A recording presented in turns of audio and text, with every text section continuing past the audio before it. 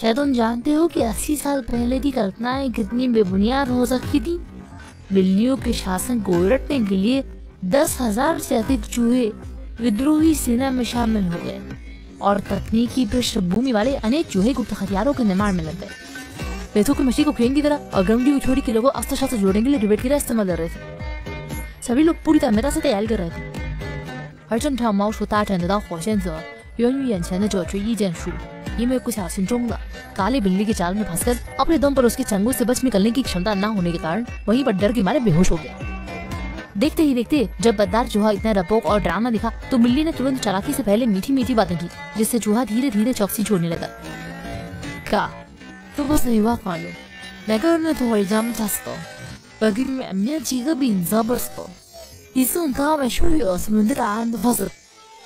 लेकिन एक शर्त है, और वो ये कि इससे पहले तुम्हें मेरी मदद से चूहा राज्य को एकजुट करना होगा ताकि सभी चूहा राज्य के नागरिक मेरे अधीन हो और तुम एक व्यक्ति के अधीन लाखों के ऊपर के महाबली वजीर बन सको। चूहे ने इस तरह की विश्वासघाती योजना को सुनकर पहले इसे सीधे मना करने का सोचा, लेकिन विपक्षी के हाथ में मौजूद चीज वाकई में बहुत लुभावनी थी। शरीर अपने आप ही हिलता डुलता रहा और इस तरह उसने अनजाने में विरोधी की शर्तों को मान लिया। इस प्रकार बिल्ली की तेज आवाज में डांट फटकार के बाद गद्दार चूहे ने अपनी कार्रवाई शुरू की। वह पहले चूहों के बिल में आया और नीचे के नागरिकों को अपने लाभ के लिए ब्रेन वॉश करने वाला भाषण दिया। जाति की सुरक्षा की परवाह किए बिना उसने जबरन काले बिल्ली को एक अच्छे व्यक्ति के रूप में प्रस्तुत किया जिसके साथ शांति से रहा जा सकता है। उसी वेमोश के बाद चूहे साम्राज्य में केवल कुछ ही लोग थे जिनके पास स्पष्ट दिमाग था और जिन्होंने विरोध व्यक्त किया, जबकि अधिकांश लोग गद्दार चूहे की बातें मान गए और उन्होंने सोचा कि अगर बिल्ली को राजा बना दिया गया तो वे धनी और आनंदमय जीवन जी सकेंगे, कभी खाने पीने की चिंता नहीं होगी। कुछ ही देर में बड़ी संख्या में चूहों को बाहर लाया गया और काली बिल्ली की सेवा में ला दिया गया। शुरुआत में उन्हें लगा कि ये स्वीकार किया जा सकता है, लेकिन जैसे जैसे समय बीता और काम का बोझ बढ़ता गया, कई चूहे अपने पिछले फैसले पर पछताने लगे और अपनी इस नाराजगी को हर रोज के काम में निकालने लगे। लेकिन फिर भी काली बिल्ली ने जरा भी संयम नहीं खाया, बल्कि एक बार खाने का ऑर्डर देते समय उसे विशेष रूप से रसोई से अपने लिए एक लाल मिर्च के साथ बनी चूहे की डिश बनाने की मांग की।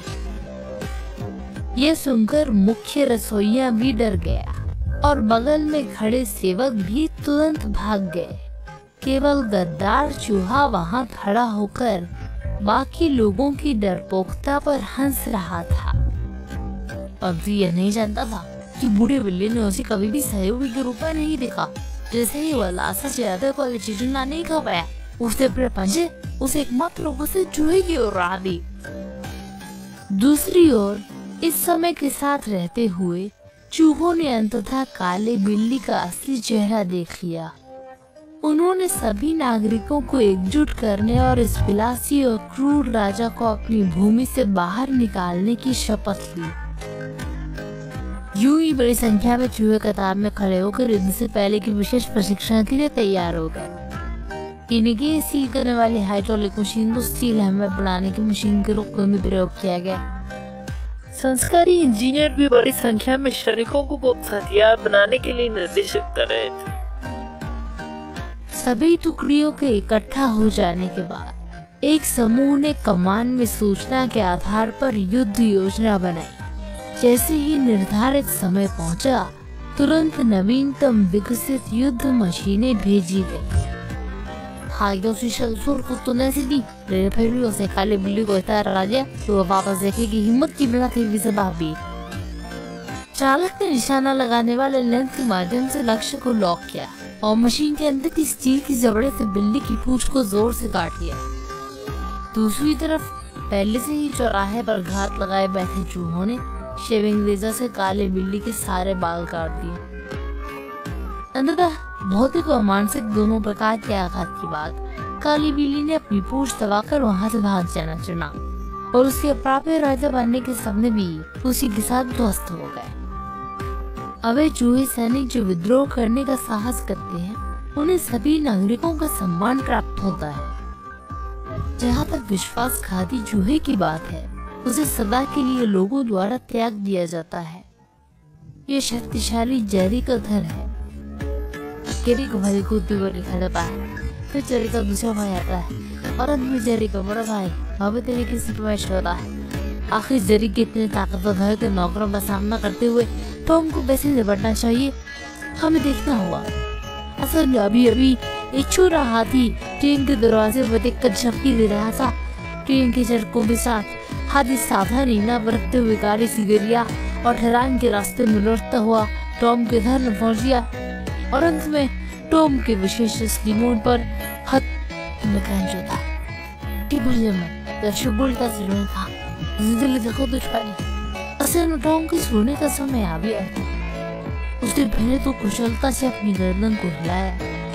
ये कहे बिना नहीं रहा जा सकता कि आजाद का बिस्तर वाकई काफी आरामदायक था। टॉम की नींद का फायदा उठाकर छोटा हाथी सावधानी से टॉम को ले जाते हुए भागा। लेकिन अगले पल अपने हाथ में कंबल देखकर टॉम ने सोचा कि वह अपने सपने में